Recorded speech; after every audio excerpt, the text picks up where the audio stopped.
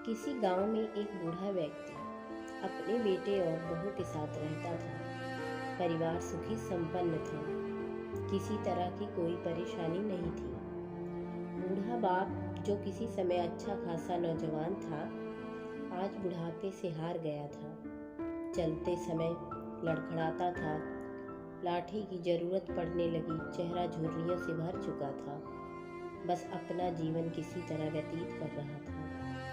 घर में एक चीज अच्छी थी कि शाम को खाना खाते समय पूरा परिवार एक साथ टेबल पर बैठकर खाना खाता था। एक दिन ऐसे ही शाम को जब सारे लोग खाना खाने बैठे, बेटा ऑफिस से आया था। भूख ज़्यादा थी सो जल्दी से खाना खाने बैठ गया और साथ में बहू और बेटा भी खाना खाने लगे। बूढ़े हाथ जैसे ही थाली उठाने को हुए, थाली हाथ से चिटक गई। थोड़ी दाल टेबल पे भी गिर गई। बहू बेटे ने घृणा दृष्टि से पिता की ओर देखा और फिर से अपना खाना खाने लगे। बूढ़े पिता ने जैसे ही अपने हिलाते हाथों से खाना शुरू किया तो खाना कभी कपड़ों पे गिरता, कभी जमीन पर। बहू चिड़चिड़ाते हुए कहा, हे राम, कितनी गंदी तरह से खाते हैं। मन करता है इनकी थाली किसी अलग कोने में लगवा देते हैं। बेटे ने भी ऐसे ही सिर हिलाया जैसे पत्नी की बात से सहमत हो। उनका बेटा यह सब मासूमियत से देख रहा था। अगले दिन पिता की थाली उस टेबल से हटाकर एक कोने में लगवा दी गई। पिता की डबडबाती आंखें सब कुछ देखते हुए भी कुछ बोल ना पा रही थी। बूढ़ा पिता रोज की तरह खाना खाने लगा।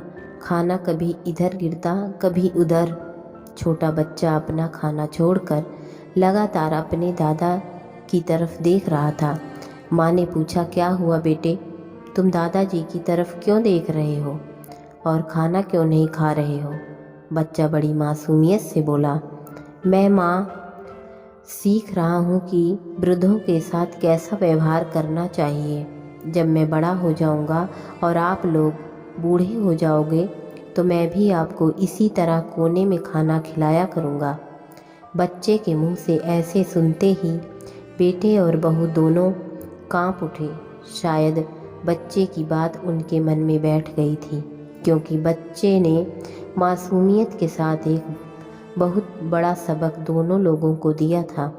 बेटे ने जल्दी से आगे बढ़कर पिता को उठाया और वापस टेबल पर खाने के लिए बिठाया, और बहू भी भागकर पानी का गिलास लेकर आई कि पिताजी को कोई तकलीफ ना हो। इस कहानी से शिक्षा मिलती है कि माँ बाप इस दुनिया की सबसे बड़ी पूंजी हैं। आप समाज में कितनी भी इज्जत कमा लें या कितना भी धन इकट्ठा कर लें, लेकिन माँ बाप से बड़ा धन इस दुनिया में कोई नहीं है।